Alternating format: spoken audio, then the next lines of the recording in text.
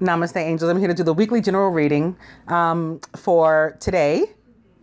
It's 1:44 in the morning, so this is kind of cool. Good morning to any and all of the illumined and the elect listening, or that will listen, as this reading goes on during the week.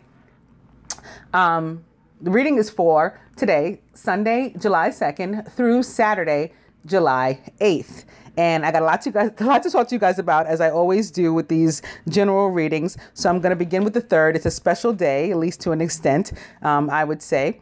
Well, for one thing, for me personally, it is my half-year anniversary with my divine masculine. And I know a lot of people don't celebrate that. He probably does. He's probably like, what in the world? What is she talking about? But yeah, it's the 6-month mark. So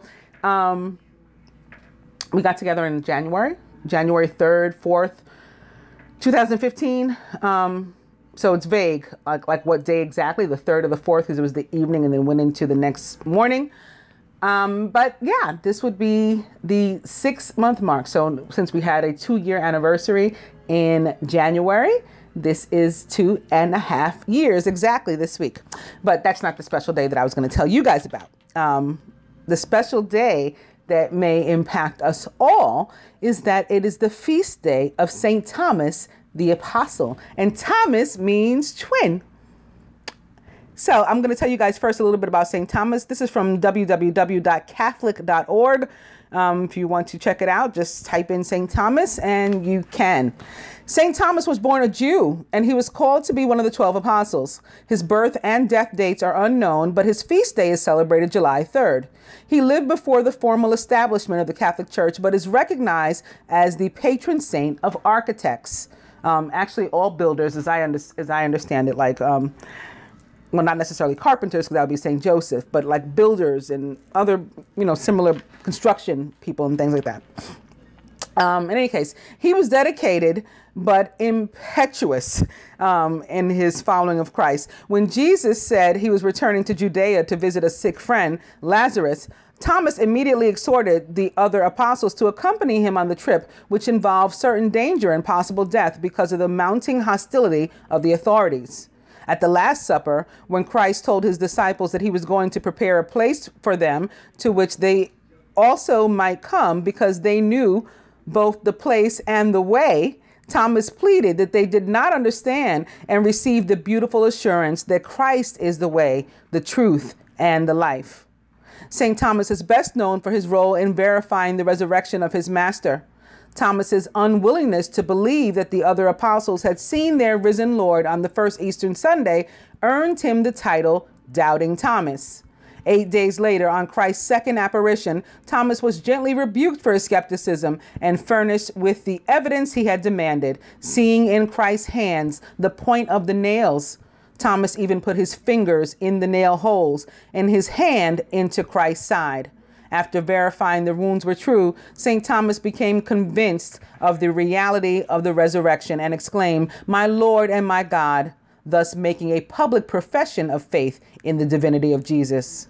St. Thomas is also mentioned as being present at another resurrection appearance of Jesus at Lake Tiberias when a miraculous catch of fish occurred. This is all that we know about St. Thomas from the New Testament.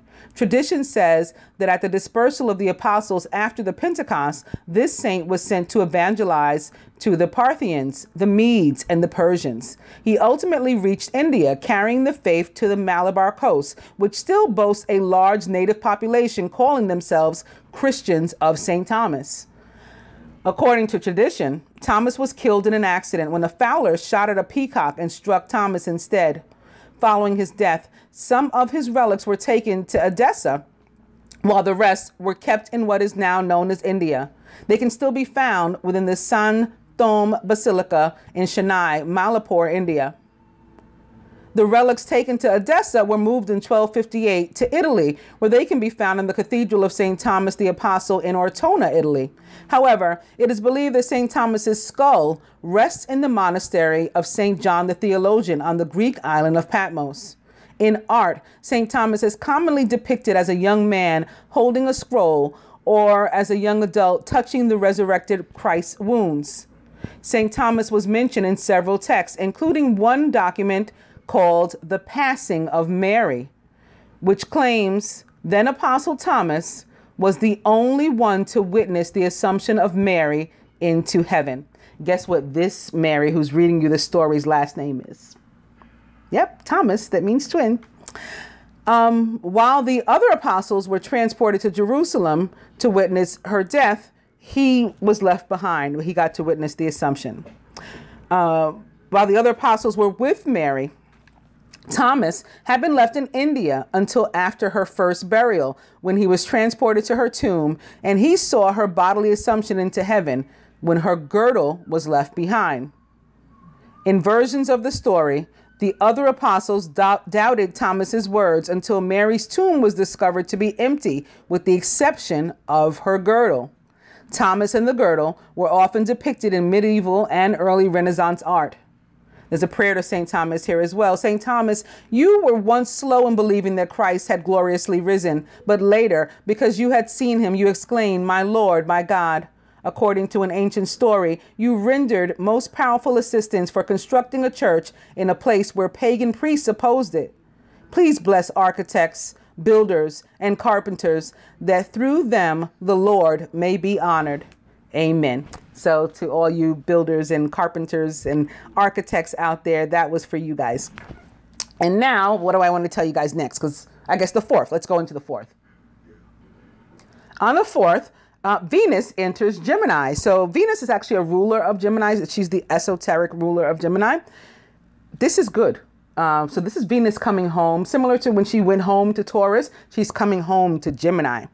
And I'm looking forward to it as a Gemini, and with Venus being our ruler. But my personal Venus in my chart is also in Gemini. So I think this is going to be good. On the 5th, Mercury enters Leo. So Mercury is also one of my ruling planets. Anybody with a chart like mine, I think we're going to have a good week. Mercury enters Leo. Leo's my rising sign. So I think I'll be comfortable with that. And then, as I was saying before, on 7/9, we have the full moon in Capricorn. So a lot of energy about this week to look forward to, I think. Although I do think that the full moon may be a little bit,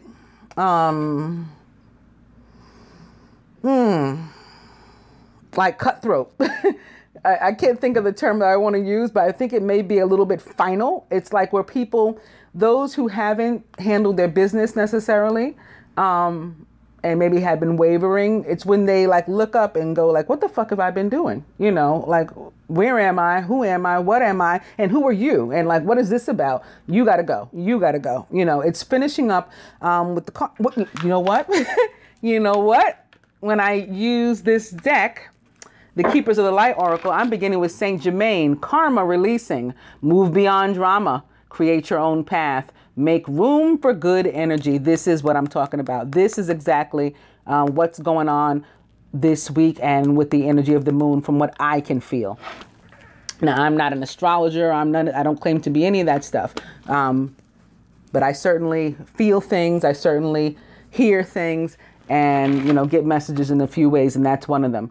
Also, from my cards, because this is another way I get messages, I'm realizing when I picked that up with the Saint Germain and the karma releasing, underneath it, vacuum away fear. So this is the kind of stuff that's going to be going on this week. It's like, what have I been doing and why? Why am I scared? What's going on? Let me fix this. Let me straighten out my own life. Let me get my life, my whole life right now. And I think that it'll be like a final time for those who maybe hadn't approached that before. And so let's do the sky this week now. Today, Sunday, July 2nd, by the time the morning twilight starts to paint the sky, brilliant Venus already dominates the scene. Although the inner planet reached the greatest elongation from the sun a month ago, it now rises earlier and climbs higher before dawn. It rises at 3 a.m. local daylight time and stands nearly 20 degrees above the eastern horizon. And hour before sunrise. It's hard to mistake the inner planet for anything else at a magnitude of -4.2. It shines brighter than any other point of light in the sky. As a bonus, you can find the striking Pleiades star cluster M45 just 7 degrees north of Venus these next 3 mornings. When viewed through a telescope, Venus shows an 18-inch diameter disk that appears 63% illuminated. Monday, July 3rd, so the feast day of St. Thomas, and again, my 6-month anniversary with my divine masculine. If you target the globular cluster NGC 6366 in the Serpent Bearer through a telescope tonight, you can be forgiven for thinking that one of its stars has gone nova. But the bright imposter is actually asteroid 6 Habe, lying in front of the cluster's northern fringes. The cluster's brightest stars glow at a 14th magnitude, so the 9th magnitude asteroid really stands out. By tomorrow evening, Habe, or Hebe, Hebe, lies about halfway between the cluster and the neighboring star SAO 141665, which shines at a magnitude of 4.5. If you ever thought the sun's distance controlled temperatures here on Earth, today should convince you otherwise. At 4 p.m. Eastern Daylight Time, our planet reaches its most distant point from the sun during 2017. At this so-called aphelion, I think I pronounced that right, APHELION, aphelion, the two lie 94.5 million miles apart, some 3.1 million miles farther away than they were at perihelion in early January. The Northern Hemisphere's warm temperatures at this time of year arise because the sun passes nearly overhead at noon. During winter, the sun traces a low path across the sky. Tuesday, July 4th, which should also be a special day because it's about freedom, at least here in the United States. And God wants us all to have our freedom. The universe wants us all to have our freedom. And the universe wants its freedom, especially when as it relates to God. No religion, institution of religion has ownership over God. No one people has ownership over God. This has been a great misunderstanding when we say the, God of Israel. God of Israel was referring to, and if we take the time to read the scriptures, it's right there. God of Israel was referring to those Jews and Egyptians, who were followers and who were chosen, who were of the 12 tribes from the book of Genesis.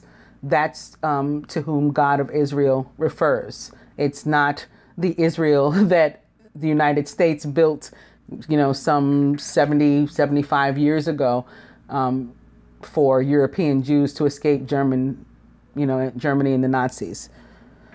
Okay, so anyway, it's about freedom. At least, again, here in the United States, it's our Independence Day, our freedom, our independence from Great Britain, who owns a lot of the world.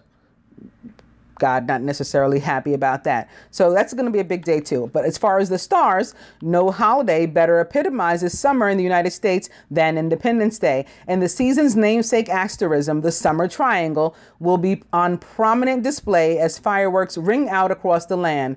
The trio's brightest member, Vega, in the constellation Lyra the Harp, stands nearly overhead in the late evening. The asterism's second brightest star, Altair and Aquila the Eagle, then lies about halfway from the southeastern horizon to the zenith. Deneb, the luminary of Cygnus, the swan, marks the summer triangle's third corner. Although it is this asterism's dimmest star, it is the brightest point of light in the northeastern sky. And Wednesday, July 5th, despite the moon's presence, this week offers a good opportunity for binocular users to track down one of the summer's finest open star clusters. NGC 6231 lies in the tail of Scorpius, the Scorpion, just 5 degrees north, or 0.5 rather, degrees north of the double star Zeta Scorpii.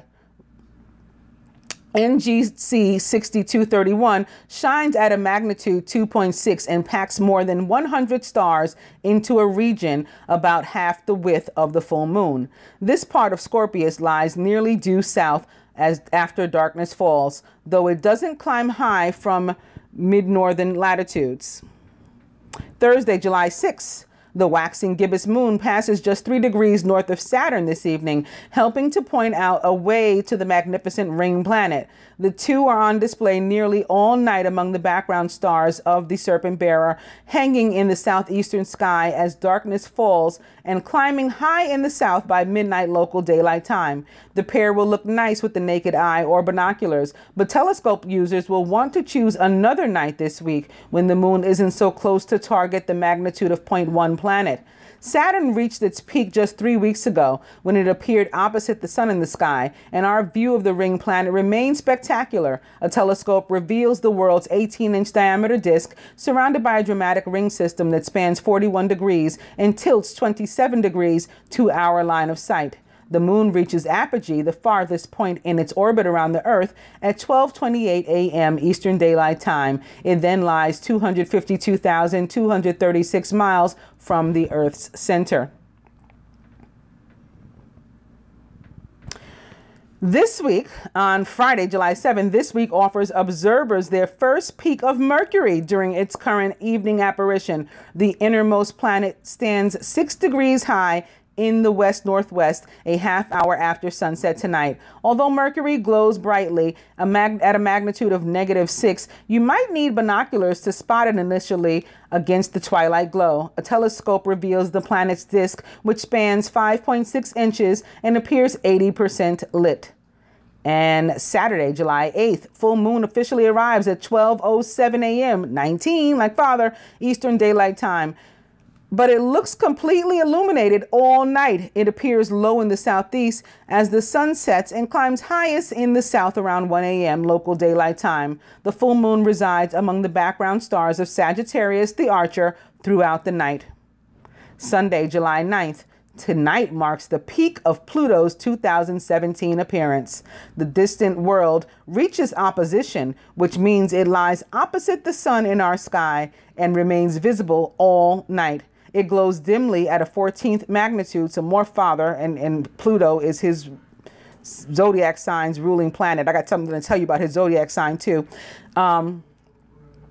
14 represents him when his body is whole, for me, because he was cut into 14 pieces. Anyway, you'll need an 8-inch or larger telescope with good optics to spot it visually. Pluto currently lies in northeastern Sagittarius, some 1.8 degrees east-southeast of 3rd magnitude Pi Sagittarii. See In Pursuit of Pluto in the July Astronomy magazine for complete details on finding this world. And I'll just briefly tell you what I was going to say about Sagittarius, and maybe we'll go further into it next week when the Jewish holiday or feast day of the 17th of Tammuz is celebrated next week. So I was thinking about Tammuz, the month being named after this deity that ultimately went left and, was determined to be a pagan deity. But I'm pretty sure, I would bet began as Osiris under a different name. This deity was the god of fertility, death and rebirth, agriculture. This is what Osiris did, taught everybody how to plant and how to, harvest, how to grow farms. And this is what Osiris and Isis were famous for. So I'm pretty sure. And Tammuz was also compared to Adonis, believed to be Adonis in the Greek mythology, part of the Greek Parthenon and all that kind of stuff. So I think at some point it just went left. And maybe the worship took a negative turn, or maybe this is when somebody consciously made a decision to begin to write certain people out of, history and out of the scriptures. This is a possibility. But as I was thinking about this, I wanted to tell you guys something about the month of Tammuz. So I don't even know what I brought up. And out of the corner of my eye, I see this scorpion. and I think I wasn't even on an actual page yet. I was like in the Google results. So I had tried to look for something to see if I threw in some keywords to see if something related to what was in my head would come up. And as I'm like looking on the list, out of the corner of my eye, I see the scorpion. So I click on whatever is with the scorpion. And sure enough, it is something that not only supports, I think, my thoughts on the month of Tammuz, and it having started out as something positive, but it supports the fact that King Osiris told me that he was a Scorpio, especially if Tammuz is indeed connected to him, which I bet money on it. So what it was this site. The site is called www.ngabo.org. And then they have like /prophetic/season/universe/zodiac signs/Scorpio. Scorpio, the fourth month of Tammuz on the Hebrew calendar, God's calendar, stands for Reuben, and Reuben's zodiac sign is Cancer, according to the rabbinic teachings. Now, Cancer is also Lilith's zodiac sign from what I've been shown, and I've been talking about this since last year, just as I've been talking about King Osiris being a Scorpio and Queen Isis being a Gemini. But prophetic insight concerning the two sons of Joseph. So this isn't Saint Joseph, Mary's husband. This is Joseph of the book of Genesis, Joseph of Egypt, who is named and spoken of again in the book of Genesis, also in the Torah, and even in the Quran. He was a prophet in Islam, and like his later vibration or similar related vibration, Saint Joseph, he was a master of dreams, and he had prophetic dreams. He was known for his prophetic dreams. He was one of the sons of Jacob.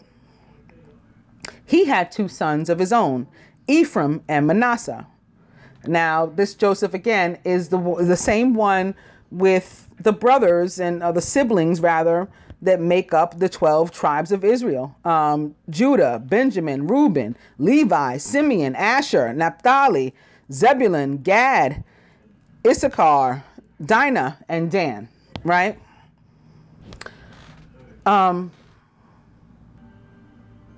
Joseph, so Manasseh's father, Joseph, of his siblings was considered, like the really good son, because his siblings had sold him into slavery at some point, so he was really supposed to be rewarded by God. And Reuben, this one that they're saying is a Cancer, was the firstborn to Jacob. He slept with Jacob's woman. So this is very, again, Lilith-like, maybe not Lilith-like, but Lilith-like, or Nephthys-like. Whereas, to those older prior vibrations and maybe higher vibrations, Nephthys sleeping with Osiris, either by trickery or, it was trickery one way or another. Like, he wasn't completely aware of what was happening, but it's vague as to whether or not he thought, and this is something that they didn't even tell me, whether or not he thought that Nephthys was Isis. He got them confused, or there was some other type of trickery. There was trickery. But bottom line point is, she slept with her sister's man. This is Reuben sleeping with his father's woman. So very similar behavior, similar type of scenario. For that, he was to be, punished in some sort, but like people don't really speak about it.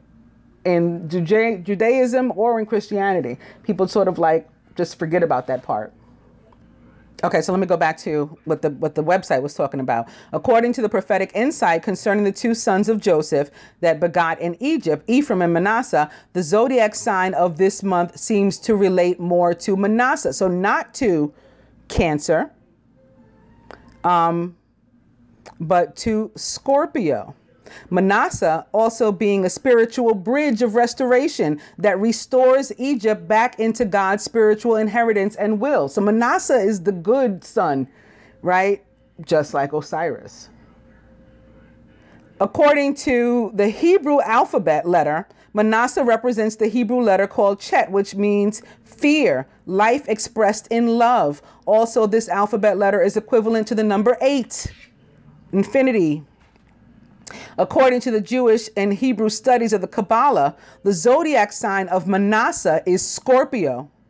In Genesis 48:5-6, Jacob says, "And now your 2 sons, Ephraim and Manasseh, who were born to you in the land of Egypt before I came to you in Egypt, are mine. As Reuben and Simeon, they shall be mine.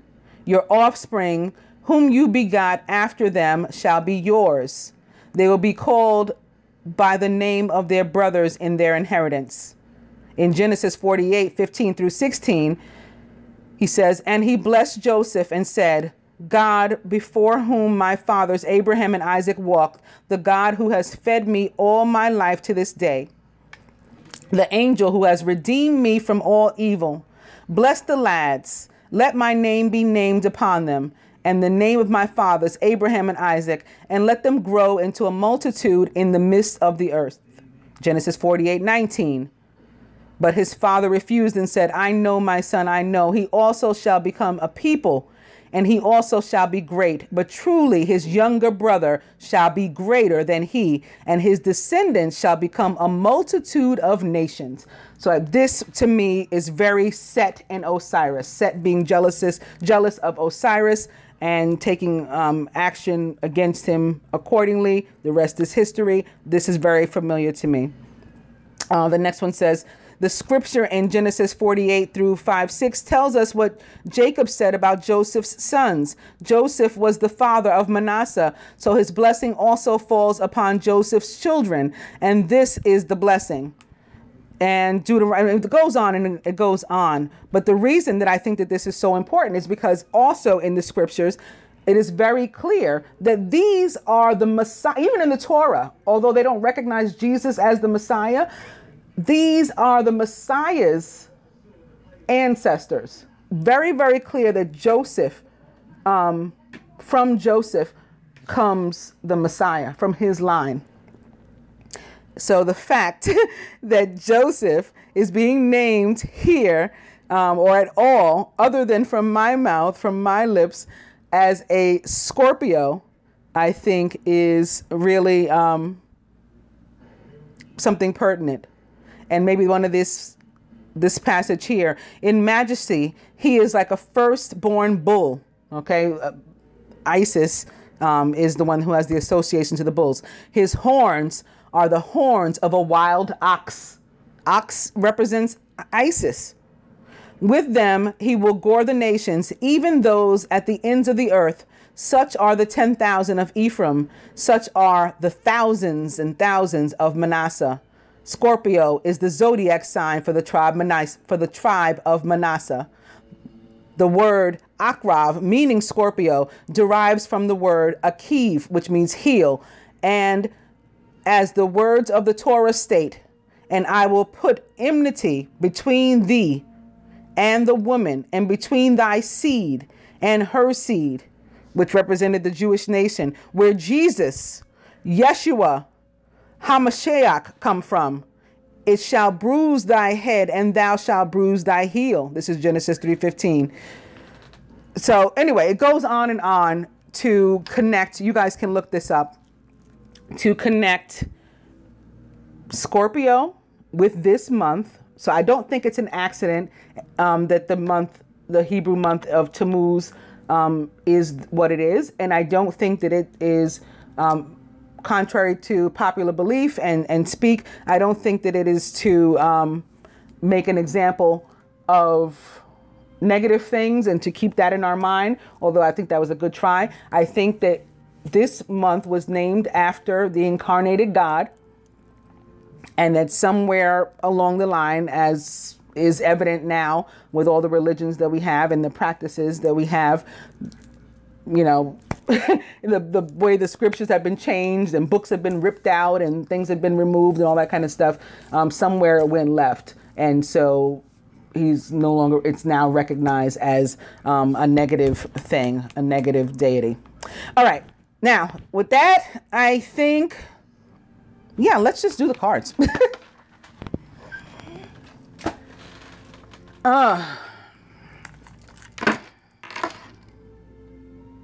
Did I even make sense just now?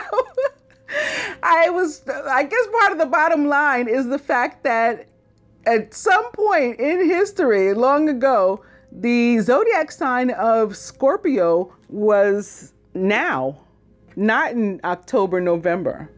And I'll try to make more sense of it if I ever decide to talk about it again. I'll try to go over it first. Anyway, I'm going to begin the reading now with the World and Archangel Michael. So this card, the World, is all about moving out of a difficult, trying, long, arduous circumstance, situation. So maybe a long job, a long relationship. You realized a long time ago that it was toxic, but you know, we all stay someplace too long, you know, in a relationship too long, at a job too long, in a home too long. We all do this. So sometimes the universe has to step in and ease us out of that. Opening to the Queen of Air. Maybe this is Venus showing up because, again, she shows up and enters Gemini on the 4th. Independent, experienced, realistic, and witty is the Queen of Air. Objective decision-making, clearing away all that no longer serves you, seeing the humor in a situation.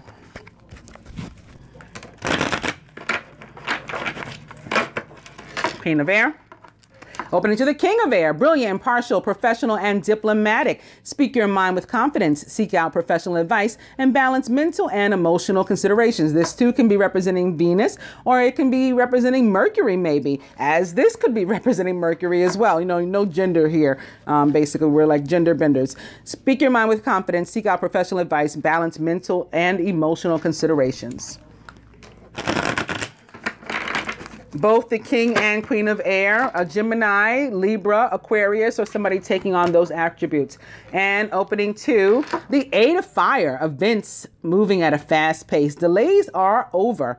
Many things are happening at once. This is the serious card of movement, where something was stagnant, all of a sudden it picks up. It's also heavy communication, which is common with Mercury.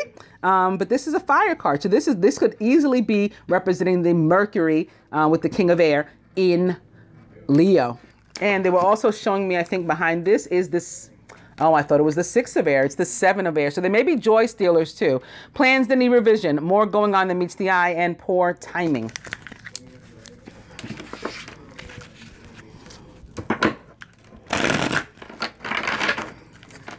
Queen of Air, I'll go one more. It's the 6 of Earth. Gifts of money, time, or effort, new career opportunities, receiving a loan, or paying off debts. The 6 of Earth, sort of like the Empress for me in that it represents the planet Venus and the two signs, the other two signs other than Gemini that she rules, Libra and Taurus. Queen of Air opposite that card is certainly speaking to me as, yeah, it's Venus showing up for the reading.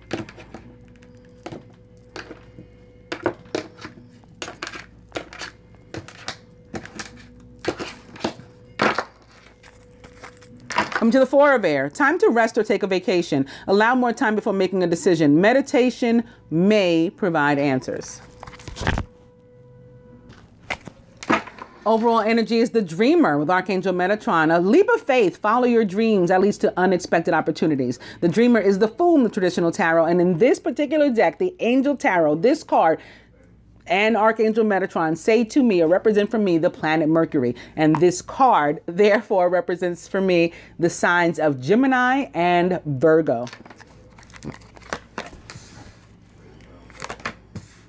But the Dreamer, or the Fool, is all about taking a brand new path, just based on being courageous and intuition, and, you know, you need something new. The universe eased you out of an old situation with the energy of the World, and you're ready to try a brand new path, and you're just going to go for it. That's our energy this week.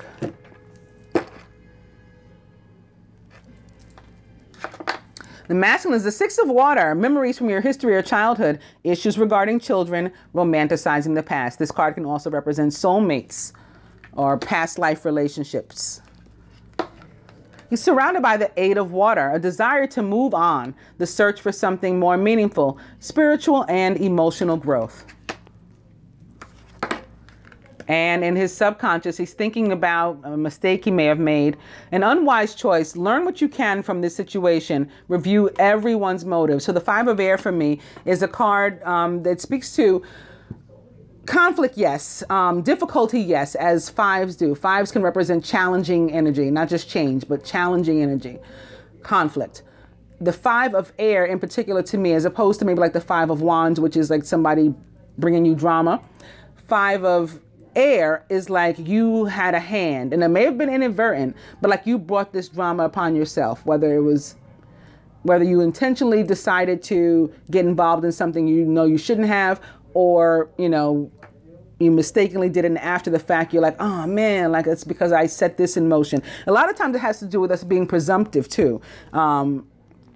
Like before we look into something, we've already decided, especially here in this position, subconscious, we've already decided what we feel is going on. And so now I'm going to take action, or I'm going to take a reaction to what I believe you did. So let's take, for example, last week I said the feminine, a few of us out in the street, the masculine wanting you to, you know, fall back, chill out, stay home. If he had that feeling, and, you know, did he have that feeling and it was untrue, he may take action. Oh, okay, well, she's in the street. Well, I'm going to do X, Y, Z. And then finding out after the fact that he was wrong, but it's too late. He already reacted. That's what this card is to me. The feminine, the 4 of fire, contentment, peace, and abundance, a happy home life, and the successful completion of a project. This card represents commitment, marriage, anything that brings you peace, anything that makes you happy, your home life. Maybe you moved, maybe you got a burst of energy and you did some spring cleaning and you changed everything. Maybe you threw a bunch of stuff out, you know, because it is that time. I started the reading out talking about this energy of Pluto and the full moon and all that stuff, like pushing us to finally, if we've been in a fog, to snap out of it and realize that we've got like loose ends to tie up. All right, surrounding the feminine, the 3 of earth, the power of creativity, recognition for very high quality work. Be a team player.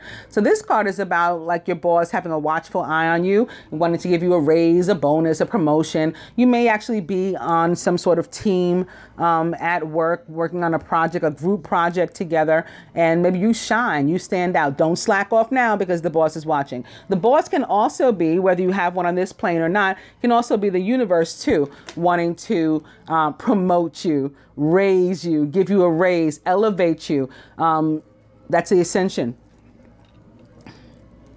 In the feminine subconscious, the king of water, that Scorpio maybe, father that I was just talking about.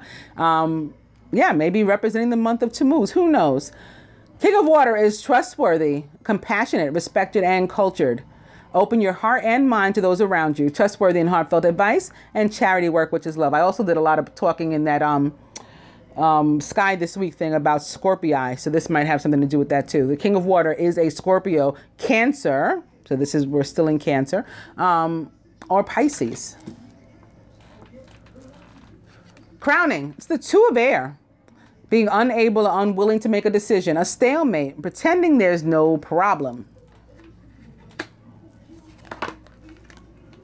And sitting next to the 5 of air, it's yet another 5. This one's a good 5, though. It's unity, which is the Hierophant or high priest in the traditional tarot. Traditional viewpoints or methods, spiritual organizations, seek out mentors and like-minded friends. The masculine may want to change some of his friends. Getting back to how I started the reading again, talking about some loose ends we got to tie up.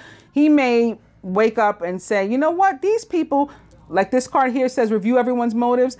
These people don't really be having my back the way I, was in a fog, pretending they had my back, ignoring the fact that they didn't really. I'm seeing that they don't now. They got to go. Like, I need new friends.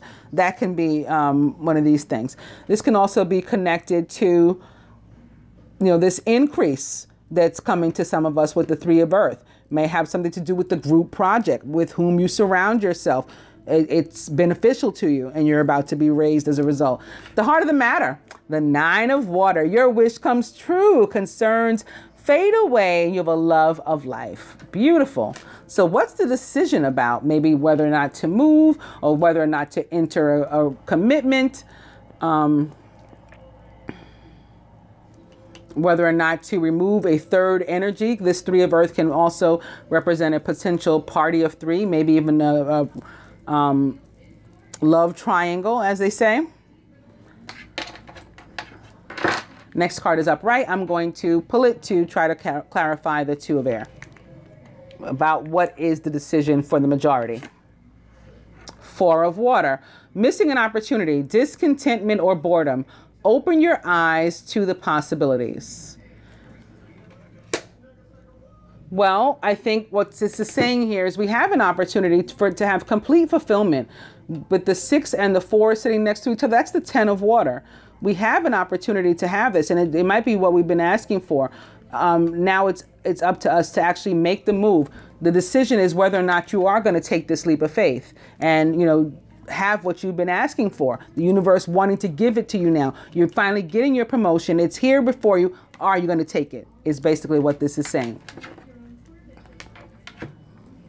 I wanted to do the other spread first, and I did not. So I'll do that at the end. Right now, to try to get some more information on what's happening here, I'm going to go to the Ascended Master deck, beginning with purification, which is also about us removing certain people, places, and things from our lives that are toxic to us. And opening to listen, which may come in handy during some of these conversations that we have, or in situations like this. Rather than presume, let's talk it out. And I'm going to, pay attention too, and actually hear and listen. Purification back. Opening to the power of joy.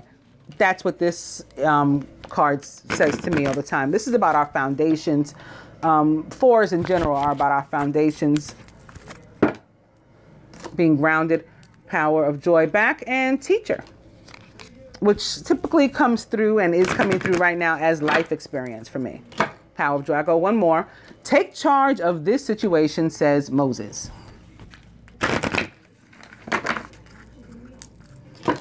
Power of joy.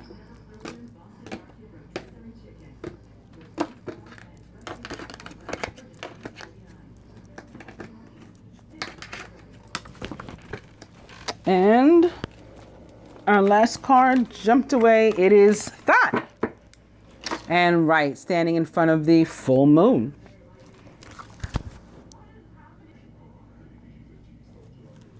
The overall energy, excuse me, is health and healing with Hilarion.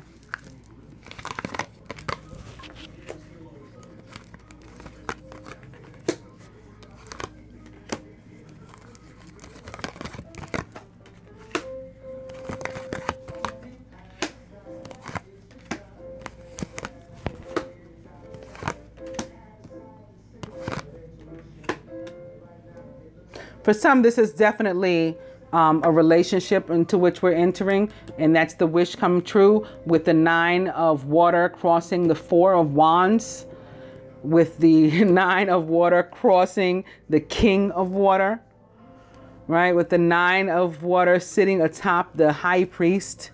This is our wishes granted in these areas, things that, bring us extreme emotional fulfillment and happiness.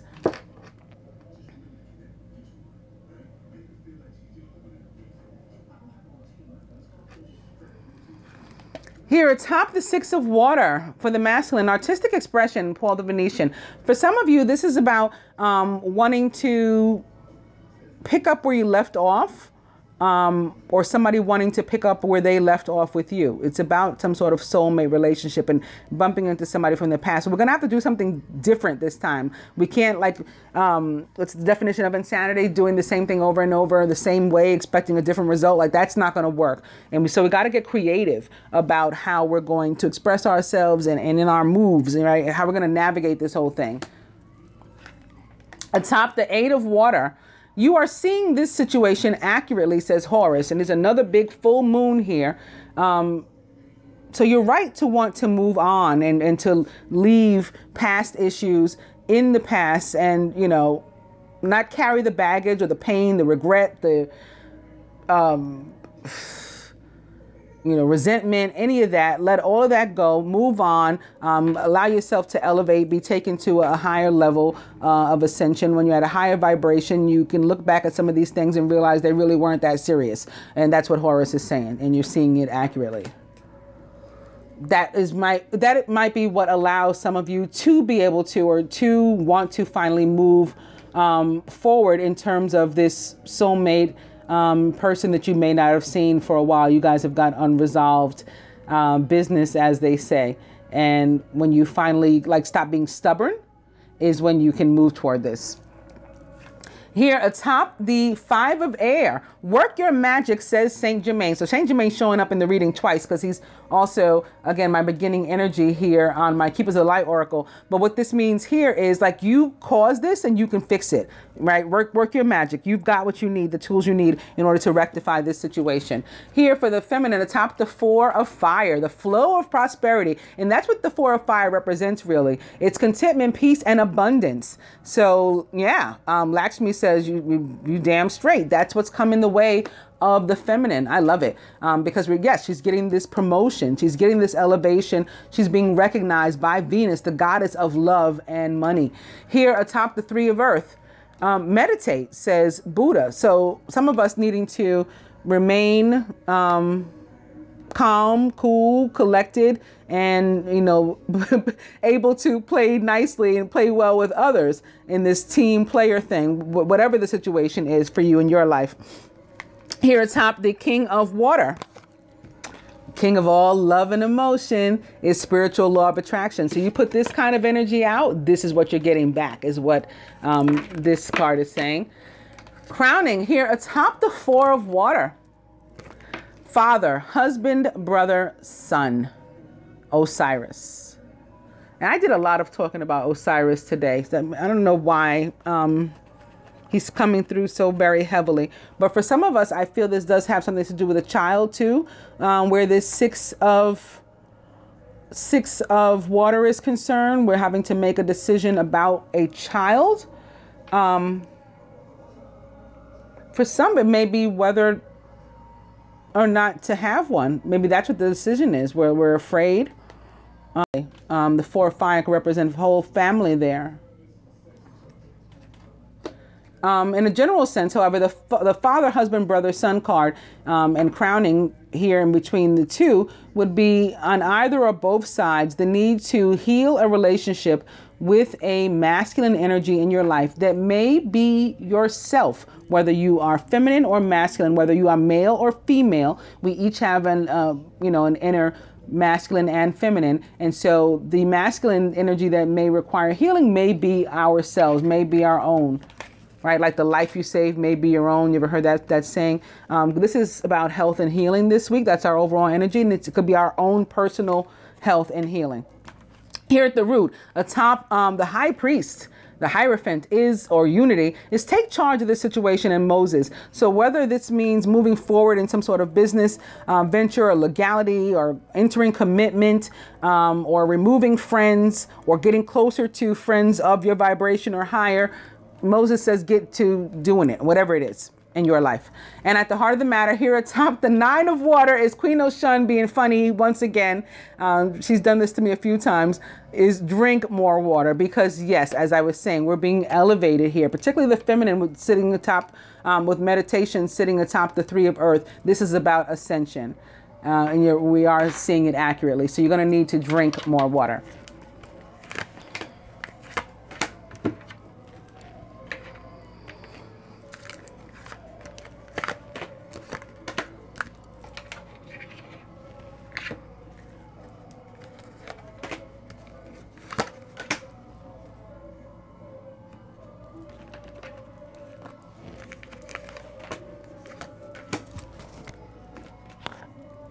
Advice from the Keepers of the Light Oracle to the masculine. Babaji says soul expansion. Told ya, ascension. Your consciousness is expanding. You understand the connections between all things.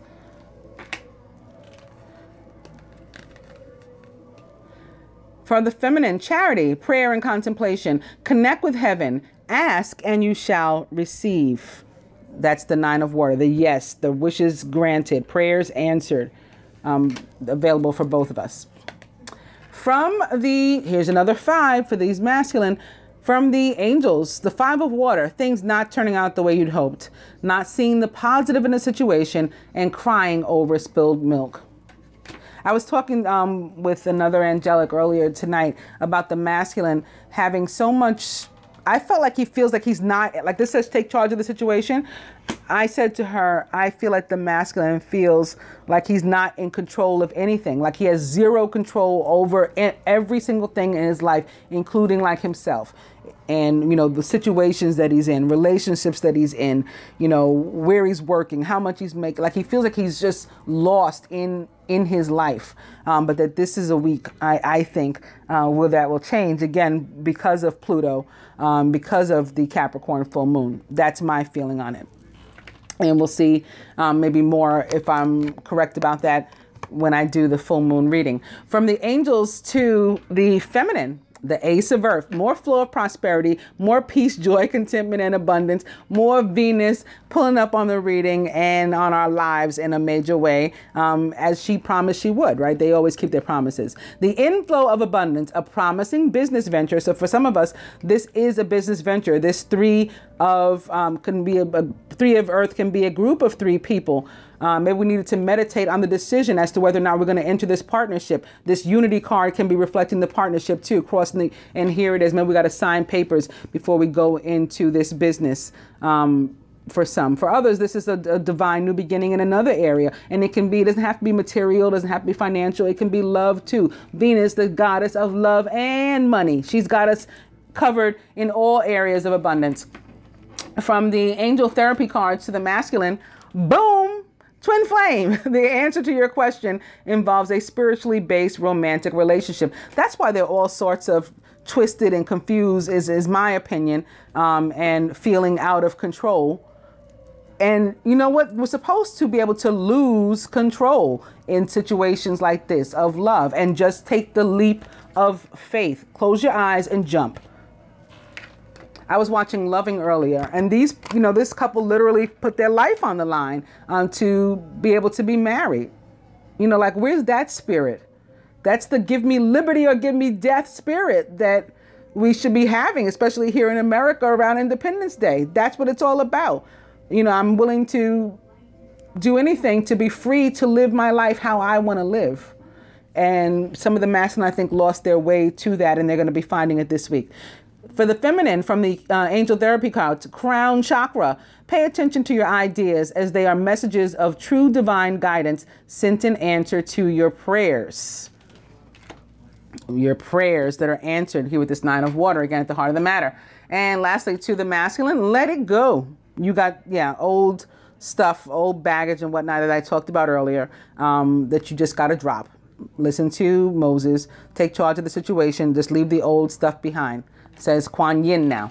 And to the feminine, crystals and Epona. So for those of us who do need to work on personal healing and health, and or maybe need to help a masculine energy in our life to heal from something, perhaps maybe we want to use the modality of crystals in fortifying that healing. And now I'm going to do the other spread. I'm just going to take these up like this. I do want the keepers of the light cards though to, if they would like to show up, I want them to be able to. I'll reorder these off camera later. Keepers of the light. So yes, I was beginning with Saint Germain and karma releasing. Move beyond drama. Create your own path. So this is you, masculine, right? Doing what you want to do, like I was just talking about. Make room for good energy by removing, by doing that purification thing, by doing what the unity card, the Hierophant, the high priest guides us to do, and ridding ourselves of people, places, and things that are toxic to us. Whoop. Oh, there's Mary Magdalene. Teacher awakens. You have something important to share. Follow the inner call. Don't let anything stop you. But I would have otherwise opened to the Shekinah, sacred self. Unleash your spirit, express your gifts, dance to the sacred rhythm of life. Shekinah. And it's Lady Portia. I started with Saint Germain. Here is his divine feminine, Lady Portia. Divine order. Do what you feel is right. An important lesson is unfolding. Lady Portia, I'll go one more. And it's Cthulhu, cloak of wisdom. You already know the answer you seek. Trust what you know. And according to the angel therapy cards, the answer we seek lies in a twin flame relationship. I'm going to cut.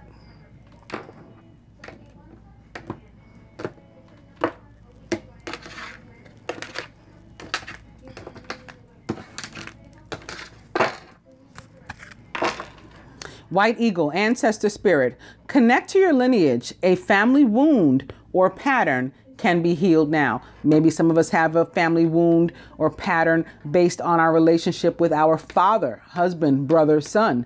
That's what needs to be corrected, healed, repaired, walked away from, right now for us. And the overall energy is Lady Portia, divine order. Do what you feel is right. An important lesson is unfolding.